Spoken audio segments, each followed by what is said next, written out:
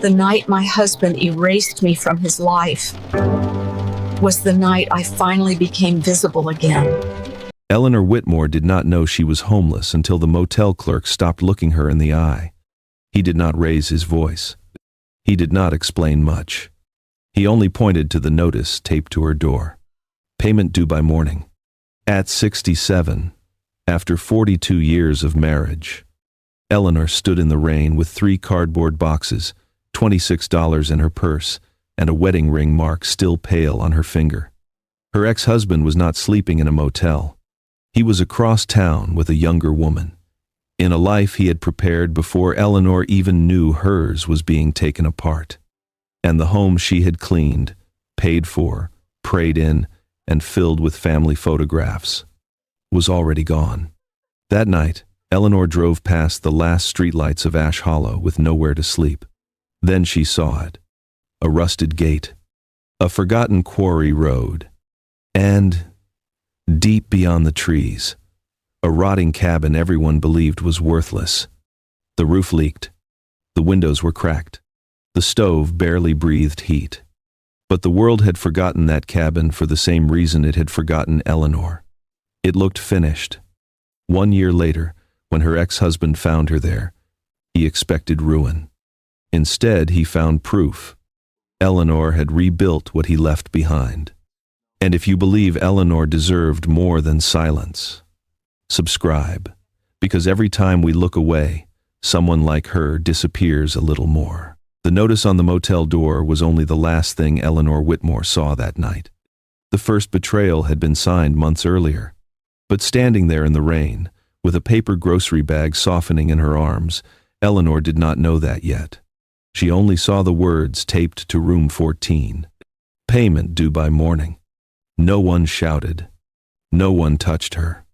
No one dragged her belongings into the parking lot. That was what made it worse. At 67 years old, after 42 years of marriage, Eleanor was not being thrown out dramatically. She was being erased quietly. Inside the room, the heater clicked beneath the window like it was struggling to stay alive. The carpet smelled of damp shoes and old bleach. Her coat dripped from the back of a chair, leaving a dark spot on the floor that slowly widened. On the small table sat the groceries she had chosen with careful hands. A half loaf of bread, 1 can of chicken noodle soup, instant coffee, a carton of eggs with 1 corner crushed. She had counted every dollar before buying them. Not because she had forgotten how to manage money. Eleanor had managed money her entire marriage.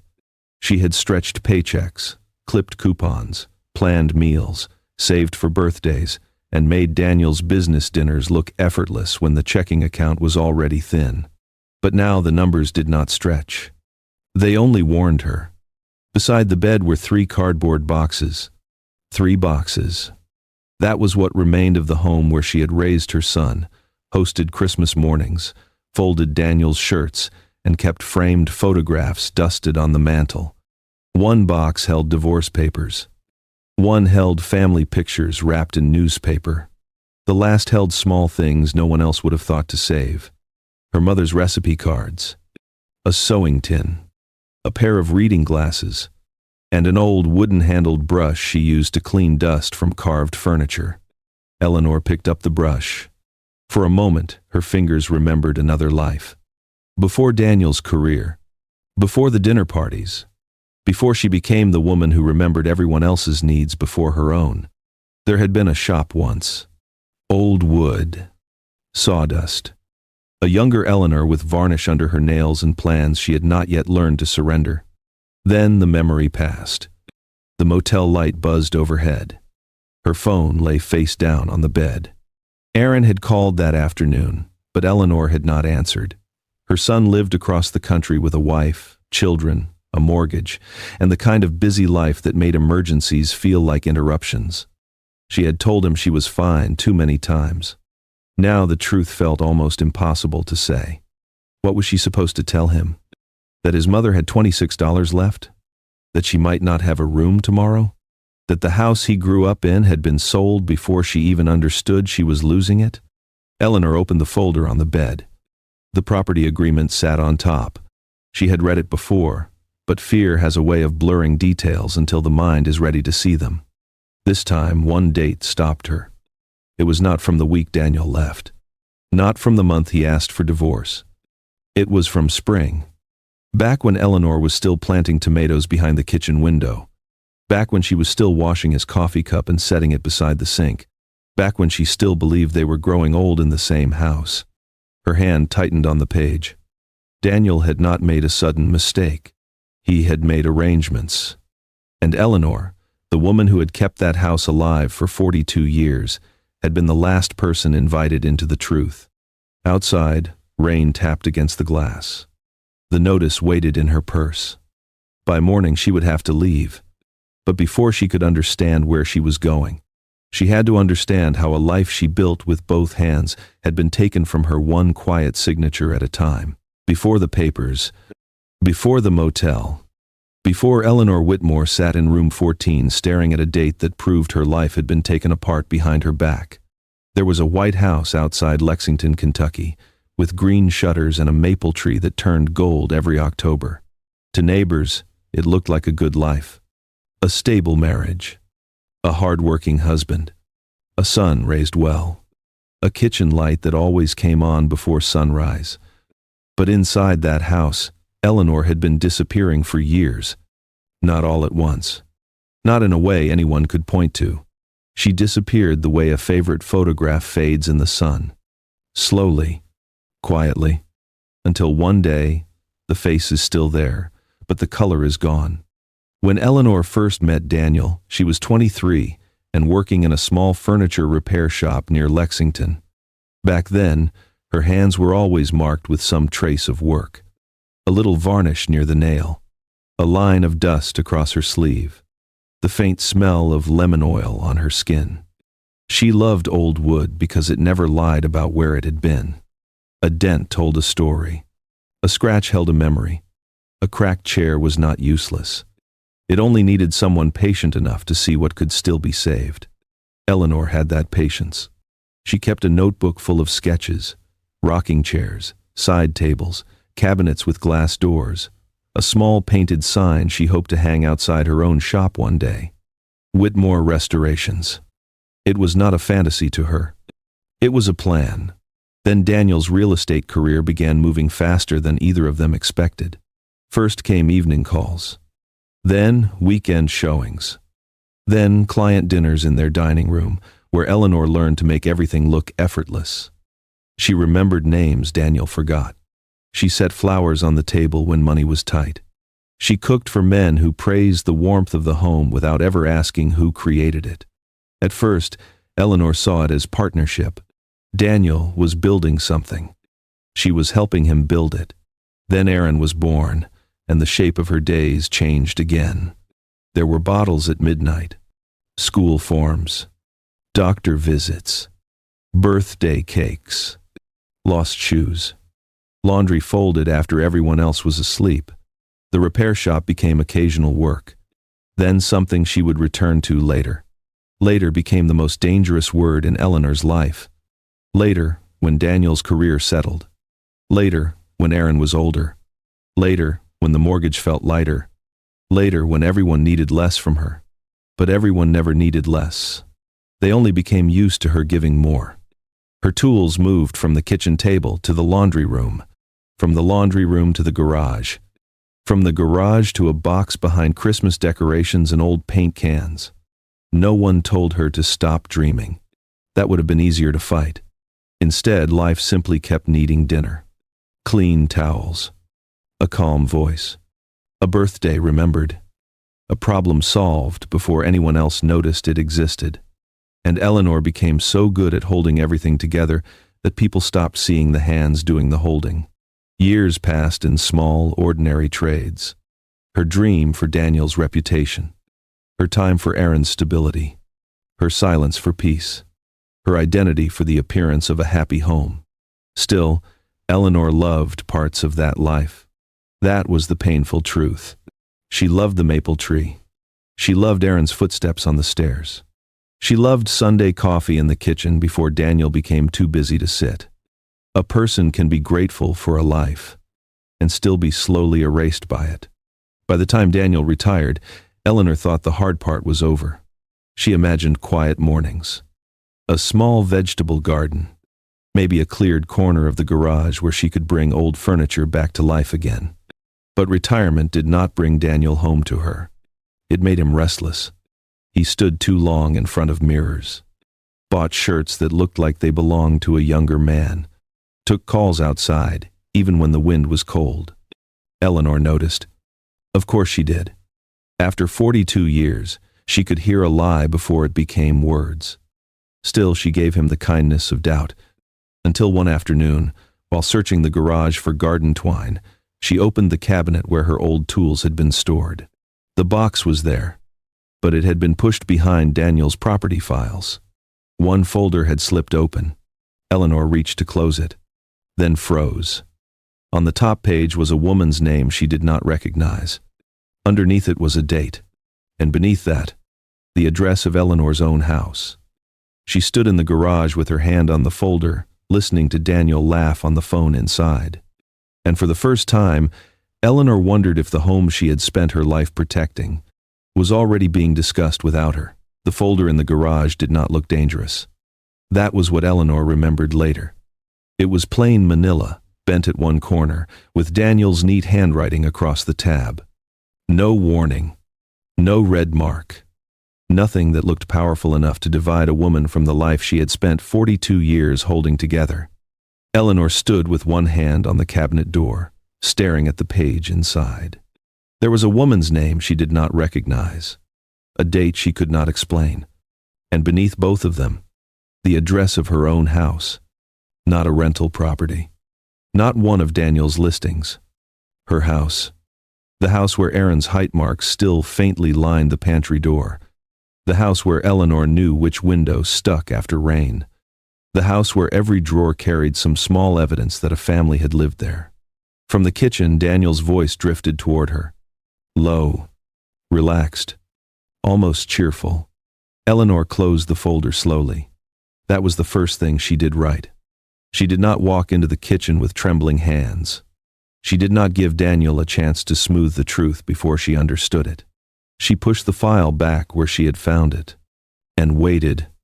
For the next several days, the house became unfamiliar in small ways. Daniel took envelopes from the mailbox before she reached them. His office door stayed closed. His phone no longer rested on the counter. When Eleanor entered a room, certain conversations ended too quickly. Nothing was loud enough to accuse, but everything was different enough to notice. And Eleanor noticed. After 4 decades of marriage, a woman does not need proof to feel when a life has changed shape around her. One afternoon, the phone rang while Daniel was outside. Eleanor answered. For 2 seconds, no one spoke. Then a woman's voice asked for Daniel. Not Mr. Whitmore. Not her husband. Daniel. The name sounded practiced. Comfortable. Too close. Eleanor said he was unavailable. The woman thanked her and ended the call. No confession had been made. No line had been crossed in words. But Eleanor stood in the hallway holding the receiver, feeling the humiliation of being recognized by someone who would not name herself. That night, Daniel came home wearing cologne she had never smelled before. He talked too much over dinner. Asked about Aaron. Mentioned the weather. Complimented the meatloaf. Eleanor listened to all of it with a calm face, while the folder in the garage sat between them like another person at the table. Later, after Daniel fell asleep, Eleanor went into the home office. The room smelled of paper, leather, and the peppermint candies he kept in the top drawer. She turned on the desk lamp and searched carefully. Not like a jealous woman. Like a woman checking the locks after hearing glass break. Inside a stack of property files, she found the truth. A preliminary valuation. A consultation note. A buyer inquiry. And Daniel's signature on a document dated weeks before he ever said their marriage was in trouble. Eleanor sat in his chair. For a moment, the house was completely silent. That silence hurt more than shouting would have, because it made room for the truth to become clear. Daniel had not been confused. He had not acted suddenly. He had made a plan with dates, names, signatures, and a future where Eleanor was not included. She placed every paper back exactly where it had been. Then she stood outside their bedroom door and listened to him sleeping. The same man who once promised they would grow old together was resting peacefully in the house he was already preparing to let go. 8 days later, Daniel finally said the words. He was unhappy. He felt trapped. Retirement had changed him. Life was short. He wanted a chance to feel alive again. Eleanor watched him speak from beside the kitchen sink. He looked tired but not broken, careful but not ashamed enough. Then she asked the question he had been avoiding. Is there someone else? Daniel looked toward the window. That was the answer. He said her name was Marissa. He said it had not started the way Eleanor thought. He said things had become complicated. But Eleanor had already learned that people often use complicated when simple truth sounds too cruel. Then she asked about the house. Daniel's fingers tightened around his coffee cup. For the first time, his face changed. Not because of Marissa, because of the paperwork. Because Eleanor had reached the part of the betrayal he had planned to hide behind legal language. By the end of that week, she understood enough. The marriage was ending. The house was already moving out from under her. And Daniel had arranged the exit before admitting there was one. Still, Eleanor thought losing the house would be the deepest wound. She was wrong, because after the papers were signed, after the rooms were emptied, after the key no longer fit the door, Eleanor would discover something colder than betrayal. She would discover how few people asked where she was supposed to go next. The first night after Eleanor left the house, she kept the old key in her purse. It was useless now. The locks had been changed. The rooms had been emptied. The porch light she once turned on for Daniel no longer belonged to her. Still, she could not throw the key away. Not because she believed it would open the door again, but because letting it go felt like admitting that 42 years could fit into something small enough to lose between coins and receipts. That night, she slept in a rented room above a closed insurance office. The walls were beige. The bedspread smelled faintly of detergent. A pipe knocked somewhere behind the wall every few minutes, and each time it did, Eleanor opened her eyes. There were no familiar sounds. No kitchen refrigerator. No branches brushing the bedroom window. No floorboard creaking under Daniel's late footsteps. Only the sound of a building that did not know her. She stayed there for 13 days. Then the owner's niece needed the room. Eleanor smiled, thanked him, and carried her 3 boxes down the stairs herself.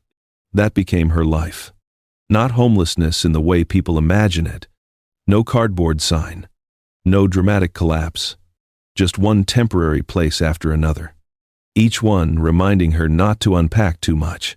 She learned to keep her clothes folded inside the same box. She kept important papers in a folder she could reach quickly.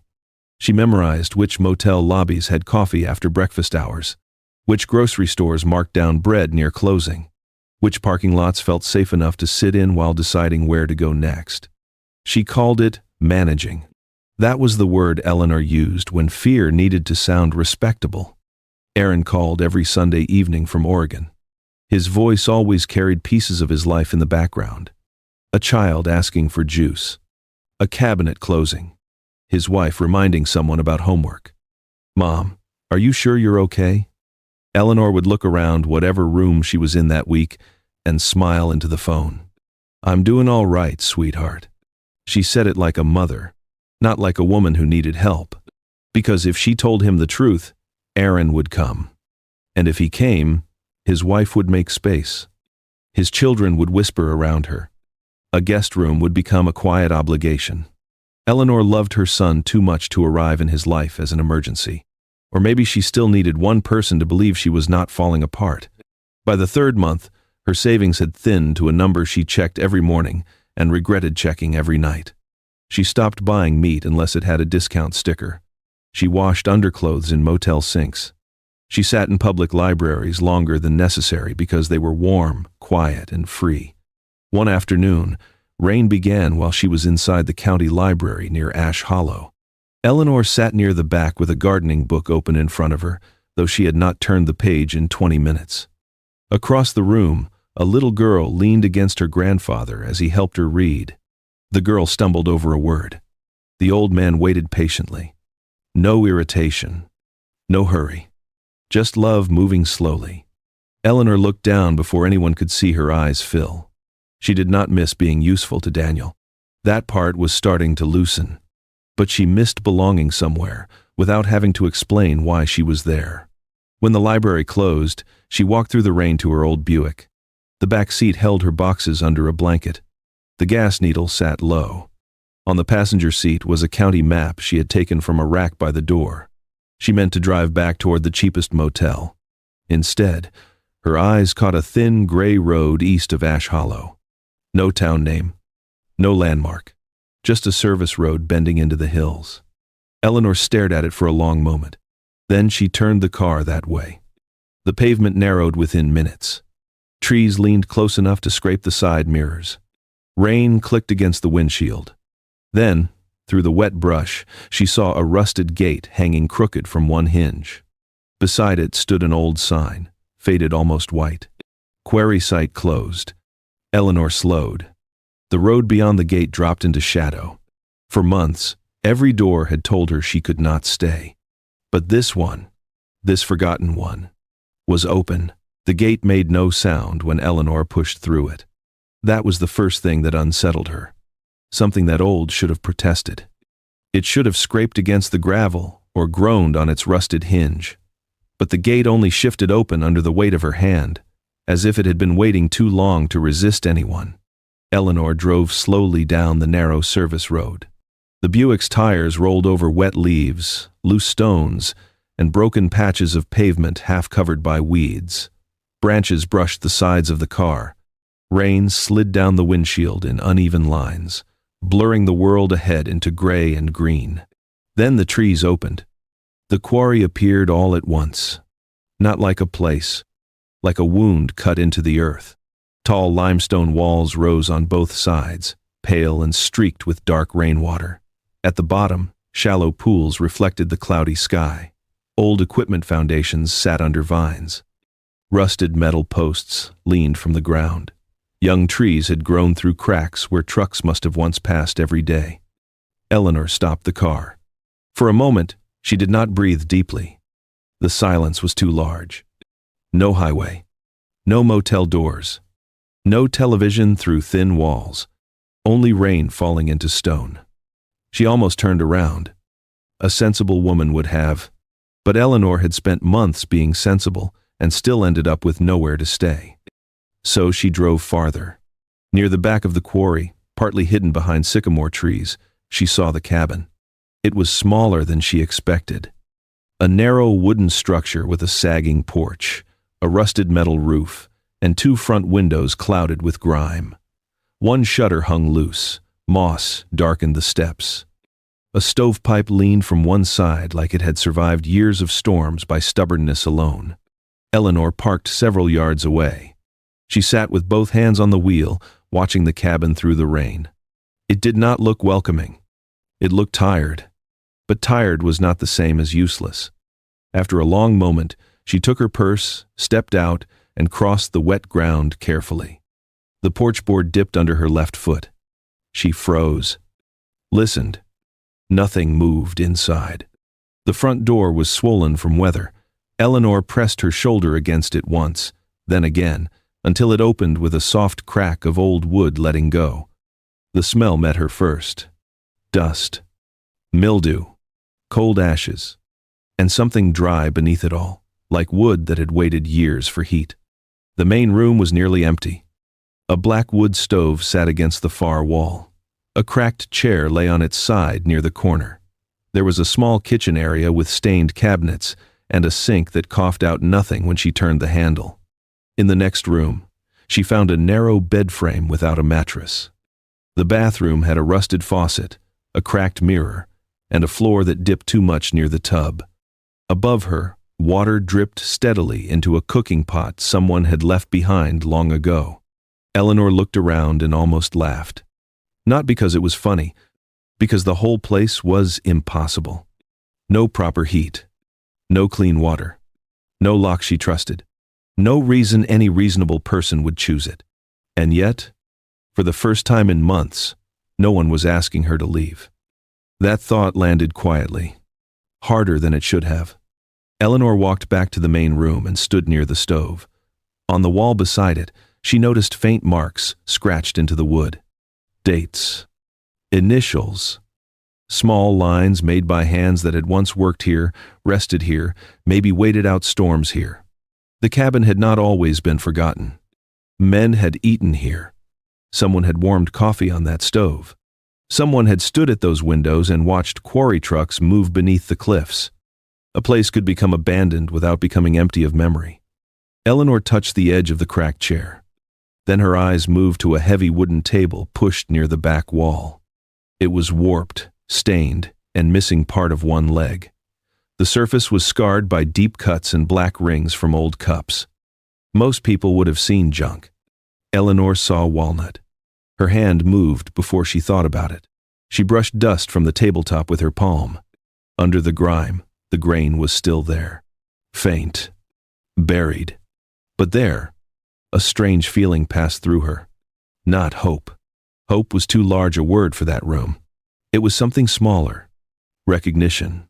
The rain picked up outside. Water tapped through the roof into the old pot. Eleanor stood alone in that broken cabin, staring at a table no one had cared enough to save.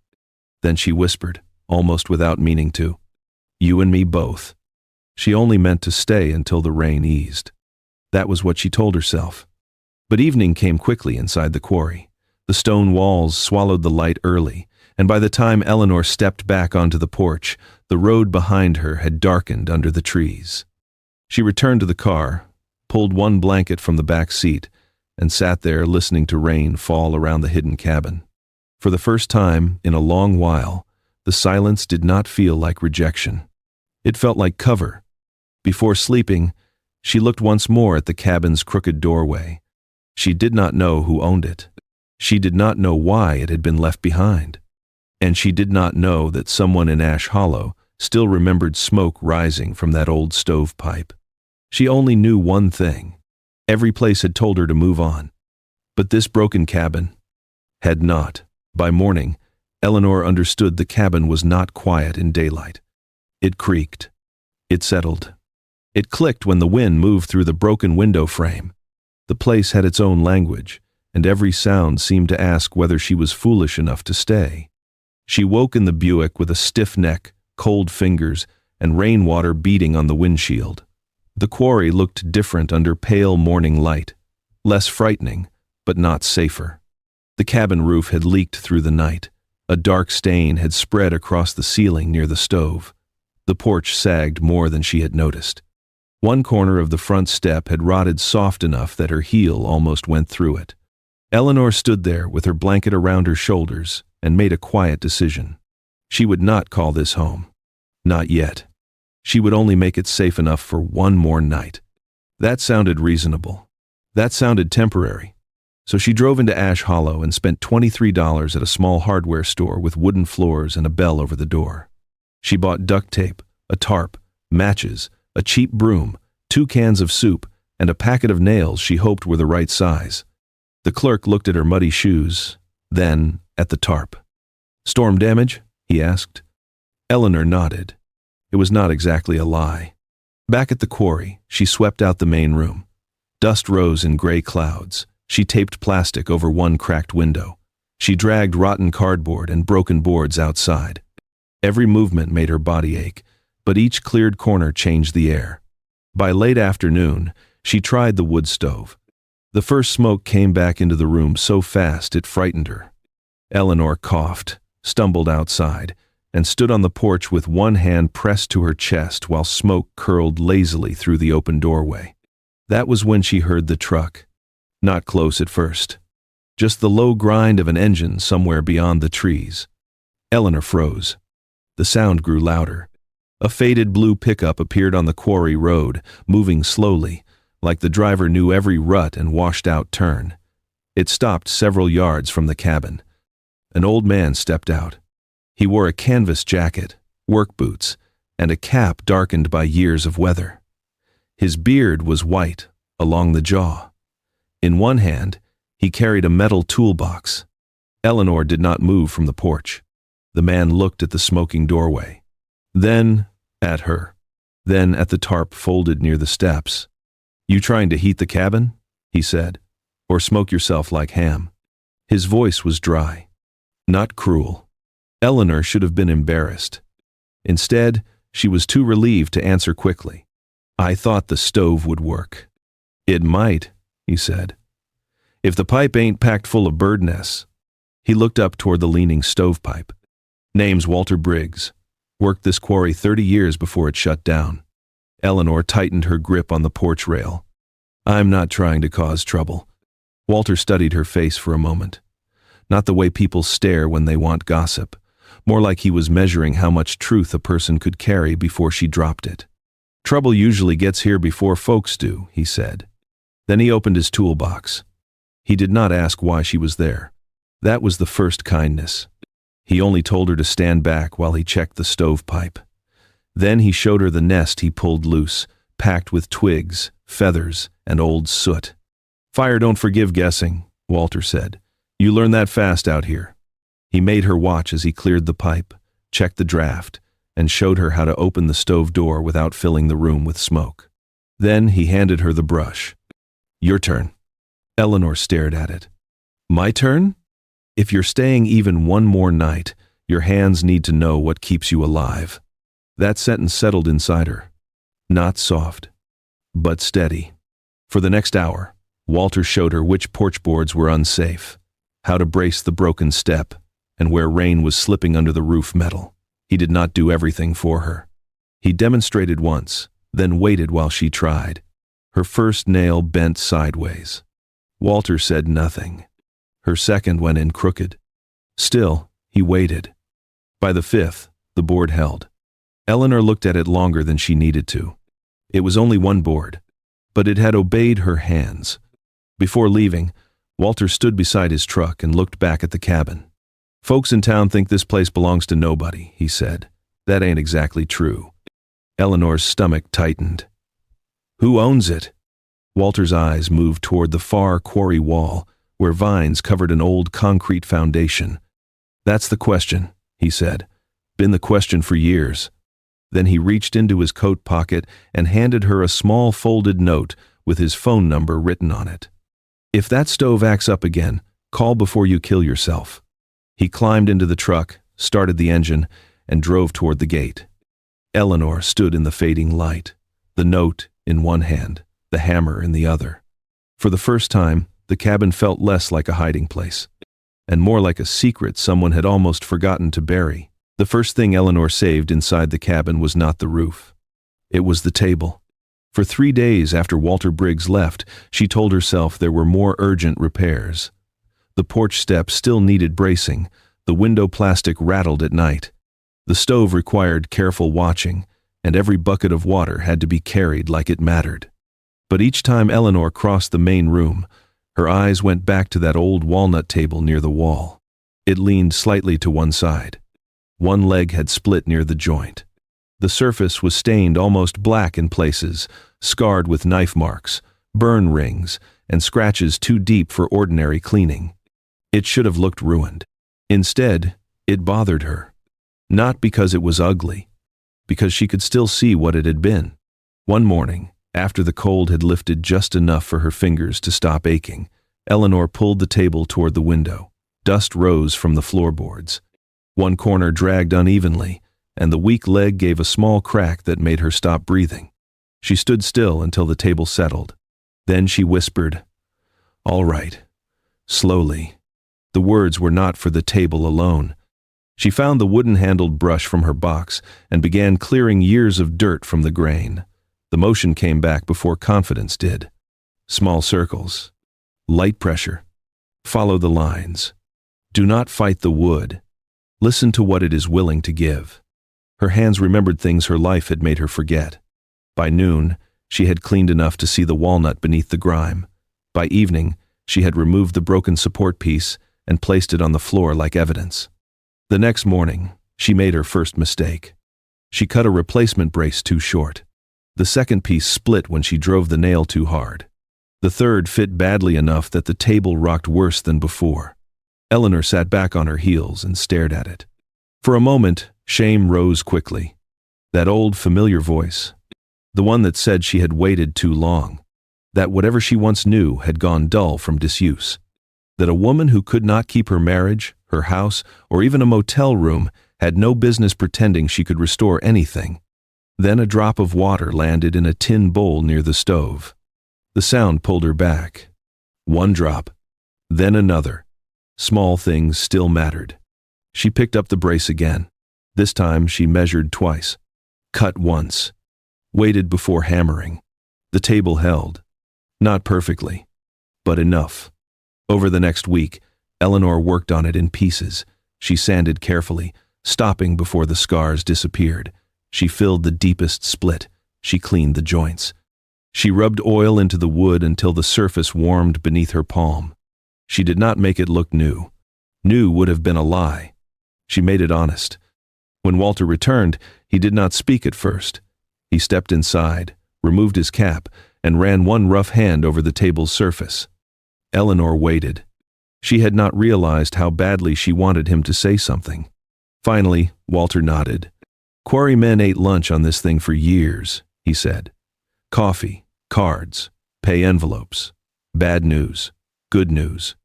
He looked at her. "You left the marks. I thought they belonged there." "They do." That was all he said. But Eleanor carried those two words with her for days. A week later, she drove into Ash Hollow for supplies and stopped at Mabel's kitchen because the rain had started again. The diner was small, with red vinyl booths, fogged windows, and the smell of bacon grease soaked into the walls. The waitress, Ruth Ann, had seen her before. This time, her eyes moved to Eleanor's hands. "You work with wood?" Eleanor looked down. There was walnut dust beneath one fingernail. "A little." Ruth Ann tilted her head toward a small side table near the front window. One leg had been wrapped with silver tape. A stack of menus leaned against it to keep it steady. "My brother keeps saying he'll fix that," Ruth Ann said. "He's been saying it since Easter." Eleanor almost refused. The word no reached her tongue out of habit. But then she pictured the walnut table standing steady in the cabin. "I could look at it," she said. "Not promise, not confidence." Just a door cracked open. 2 days later, Ruth Ann let her take the table. Eleanor repaired it slowly, sanding away the sticky film from years of spilled coffee, tightening the weak leg, and polishing the top until the wood no longer looked tired under the light. When she returned it, Ruth Ann placed it near the window and taped a small handwritten card to the edge. "Restored by E. Whitmore." Eleanor stared at the card. Her name looked strange out in public, like something that had been missing and had suddenly found its way home. The next morning, Ruth Ann called Walter's number, because Eleanor had no steady phone signal in the quarry. A customer wanted to buy the table. Eleanor drove into town that afternoon, telling herself not to expect much. Ruth Ann handed her $80 in folded bills. Eleanor held the money quietly.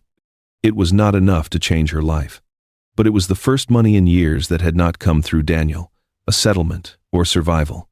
It had come from her hands. As she turned to leave, Ruth Ann pointed to the empty spot by the window. "People asked who made it," she said. "I told them E. Whitmore." Eleanor looked at the space where the table had stood. For months, she had been trying not to be found. Now her name had been placed where strangers could see it. And somewhere beyond Ash Hollow, names had a way of traveling. For the first time since arriving at the quarry, Eleanor began waking before fear did. Not every morning. Some days still started with cold air in her bones and a knot behind her ribs. But now there were tasks waiting for her. Real ones. A shelf to sand. A cabinet hinged to tighten. A roof seemed to check before the next rain. The cabin had stopped feeling like a place she was hiding inside. It had begun to feel like a place that answered back when she cared for it. By late autumn, the main room had changed. Not beautifully, not yet, but honestly. The floor was swept clean. The stove no longer smoked if she treated it properly. A repaired chair sat near the window. The walnut table stood firm in the center of the room, holding a lamp, a jar of screws, and Eleanor's notebook. That notebook had started as a list of expenses. Then it became a list of repairs. Then orders. Names. Phone numbers. Measurements. Small proof that her life was no longer only about getting through the night. One afternoon, while pulling loose boards from beneath the kitchen cabinet, Eleanor found the first sign that the cabin had been keeping its own records. It was not dramatic. No hidden chest. No carved message. Just one floorboard that did not sit like the others.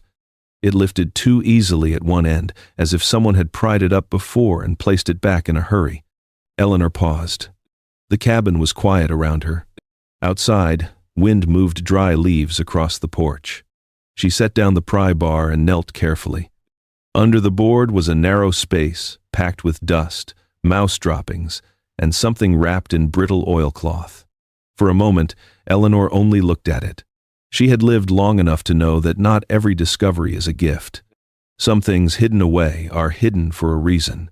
Still, she reached in. The bundle came loose with a soft tear of dried fabric. Inside were old papers folded into squares, a rusted key, and a stained map of the Quarry property. Most of the writing had faded, but one corner of the map was still readable. A line had been drawn around the cabin.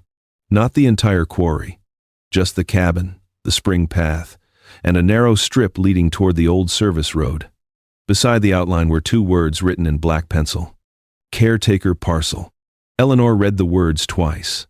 They meant almost nothing to her, but her hands had gone still. That evening, Walter came by with a load of scrap lumber in the bed of his truck. Eleanor waited until he had carried the boards onto the porch before showing him the papers. He did not reach for them right away. He looked at the map first, then at the cabin, then back at the map. The change in his face was small, but Eleanor saw it. "You've seen this before," she said. Walter rubbed one thumb across the edge of the paper, careful not to tear it. "Not this exact one, but something like it?" He was quiet for too long. "There were stories," he said finally. Back when the quarry was closing, folks said the cabin wasn't listed with the main quarry land, said it had been split off years earlier for whoever kept watch out here. Who owned it? That's where things got muddy. Eleanor waited. Walter folded the map halfway, then stopped as if even folding it felt risky.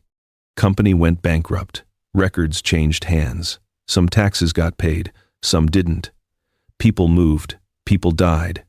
After a while, nobody wanted to untangle it. Eleanor looked at the cabin walls. For weeks, she had been afraid someone would come and say the place belonged to them. Now the fear changed shape. "What does that mean for me?" Walter did not answer quickly. That was how she knew the truth would not be simple. "It means you need to find out before somebody else does." The next morning, Eleanor drove to the county records office in Ash Hollow. She wore her best sweater, brushed her hair carefully, and carried the papers in a folder tied with kitchen string. The woman behind the counter was polite, but her smile had the thin patience people use when they think an older person is confused. Eleanor explained the quarry, the cabin, the map, the phrase caretaker parcel. The woman clicked through a computer, frowned, then disappeared into a back room. When she returned, she was no longer smiling. "There was a request made on this property 2 weeks ago," she said. Eleanor felt her fingers tighten around the folder. "By who?" The woman hesitated. "I can't give you that information." Outside, Eleanor sat in the Buick with the old map on her lap. 2 weeks ago, no one in town had known her name. Now someone was asking about the same forgotten cabin. And for the first time since finding it, Eleanor understood something cold and clear. The quarry had not been forgotten by everyone. The request at the county office changed the way Eleanor moved through Ash Hollow. Before that day, the town had felt like a place she passed through quietly. A hardware store, a library, a diner window, a few familiar faces who nodded without asking too much. But after the clerk said someone else had asked about the quarry, every glance felt heavier. Eleanor did not panic. Panic wasted strength. Instead, she became careful. She stopped leaving repair receipts loose in the Buick. She kept the old map folded inside her coat pocket. She wrote down dates in her notebook and underlined names twice when something did not feel right. For most of her life, Eleanor had trusted other people to handle paperwork. Daniel had handled the house. Daniel had handled the accounts. Daniel had explained the signatures. And look where that trust had left her. This time she read everything herself. What Eleanor did not know was that another trail had already begun outside the courthouse records. It started in Mabel's kitchen. On a gray Thursday afternoon, Daniel Whitmore stepped inside the diner because rain had turned the highway slick and his hands ached from the steering wheel. His new life had not become the bright second youth he imagined. Marissa's patience had thinned. His old business contacts called less often. The condo he shared with her looked expensive, but it never felt settled. Nothing in it remembered him. Nothing softened when he entered the room. He had thought freedom would feel like air. Instead, it felt like standing in a beautiful house where every room echoed. Daniel sat near the front window. Ruth Ann poured him coffee without interest. Then his eyes moved to the small table beside the wall. It was not large, not expensive looking, but the finish caught the light in a way he recognized before his mind accepted it. The wood had not been polished into perfection. Its scars remained. The old marks had been cleaned, warmed, respected. Daniel leaned closer. Years fell away. He saw Eleanor in a garage decades earlier, sanding a rocking chair for Aaron's nursery, her hair pinned badly at the back, her fingers moving with a patience he had once admired and later ignored. A small card sat on the table. Restored by E. Whitmore. Daniel did not touch the card. He only stared at it. For the first time since leaving, he felt something sharper than regret. Recognition, not of the table, of what he had made himself forget. Ruth Ann returned with the coffee pot. Daniel asked who restored it. Her answer was short. Local woman. He asked where she lived. Ruth Ann's face did not harden, exactly. It closed. People in small towns know how to protect a wounded person without announcing it. Daniel placed a business card on the table and asked Ruth Ann to pass along his number. She did not promise. That should have ended it. But guilt rarely stops where dignity asks it to.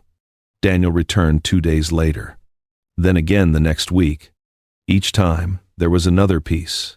A bench near the entrance. A mirror behind the register.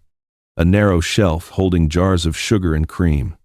Eleanor's work was moving farther into the world while Eleanor herself remained just out of reach. Daniel began asking carefully around town. At the hardware store, the clerk remembered an older woman buying hinges, sandpaper, stove cement, and roof sealant. At the flea market, a vendor remembered E. Whitmore selling restored pieces from the back of an old Buick. No one gave him the quarry. Not directly. But people reveal things by what they avoid. And Daniel, who had spent years reading property sellers, understood silence better than most. Meanwhile, Eleanor found a folded notice tucked under her windshield wiper outside the records office. No signature. Just one typed line. The quarry is private property. Stay away. For several seconds, she stood in the parking lot holding the paper as wind lifted the corners. No one nearby looked responsible. No one looked surprised. That night, she showed it to Walter. He read it once, then looked toward the dark quarry road. His voice stayed low. That was when Eleanor knew he was worried. The next morning, Daniel drove past Mabel's kitchen and saw Walter's blue pickup turning east out of town. He followed from a distance, past the last houses, past the county road, past the place where the pavement narrowed and the trees leaned close. Then Walter turned toward an old service road Daniel did not recognize. A rusted gate stood open ahead, and beyond it, hidden below the limestone walls, smoke rose from a cabin chimney. Daniel stopped his car before the road dipped fully into the quarry. For a moment he could not move. Below him, smoke lifted from the cabin chimney in a thin gray line, not wild, not desperate, steady, the kind of smoke that came from a fire someone knew how to keep alive. He had expected ruin. That was the truth he would never say out loud. Some part of him had followed the trail to Ash Hollow, expecting to find Eleanor barely surviving, a woman frightened enough to accept his apology, lonely enough to need his help, broken enough to make his guilt feel useful. But what he saw below him did not look like defeat. The cabin roof had been patched cleanly. The porch stood firm. Firewood was stacked beneath a tarp. A small garden rested behind a fence made from reclaimed boards. 2 restored chairs sat near the doorway, their wood dark and warm even under the gray sky. Daniel stepped out slowly. The quarry was quiet except for wind moving through dry leaves. Near the cabin, Eleanor was sanding a cabinet door across 2 sawhorses. She wore work gloves, a heavy sweater, and an old scarf tied around her hair. Sawdust clung to one sleeve. She looked up before he reached the porch. Not startled, not afraid, just still. Daniel stopped several feet away. For the first time in more than a year, he looked at Eleanor and had no familiar place to stand in her life. "Eleanor," he said. His voice sounded smaller than he intended. Eleanor set the sandpaper down. "Daniel." There was no welcome in her voice. But there was no performance of pain either. That unsettled him more than anger would have. He looked around, searching for words that would not expose how little he understood. "You did all this?" Eleanor glanced at the cabin, then at the cabinet door beneath her hands. "Not all at once." The answer was quiet, but it carried the weight of every cold morning, every bent nail, every roof patch, every dollar counted twice, every night she stayed alive without him. Daniel looked toward the porch, the table at Mabel's. "That was yours." "Yes, I recognized it." Eleanor removed her gloves slowly. "You recognized the work." The correction landed softly, but Daniel felt it, because there was a difference between recognizing what her hands could do and recognizing the woman those hands belonged to. For years he had lived beside her gifts without honoring them. He had eaten at tables she restored, walked through rooms she kept warm, benefited from the details she carried silently, and called all of it ordinary. Now the ordinary had become visible because he no longer had access to it. "I'm sorry," Daniel said. Eleanor looked at him for a long moment. The quarry seemed to hold its breath. "I believe you are." Daniel swallowed. "I made a mistake." "No," Eleanor said gently. "A mistake is forgetting a birthday, or taking a wrong turn." She looked toward the repaired cabin. "What you did had dates, papers, signatures." He lowered his eyes. There was no cruelty in her words. That made them harder to escape. "I thought if I handled the house before things got messy." His sentence faded, because he heard it. Handled meant hidden, messy meant honest, and things meant her life. Eleanor did not rescue him from the silence. She had spent 42 years smoothing discomfort from rooms he entered. She would not do it here, not in the one place she had built without apology. "I can help," Daniel said finally.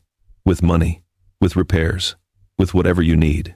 Eleanor looked at the porch boards she had braced herself, the wood pile she had stacked herself, the table she had restored after everyone else would have thrown it away. Then she looked back at him.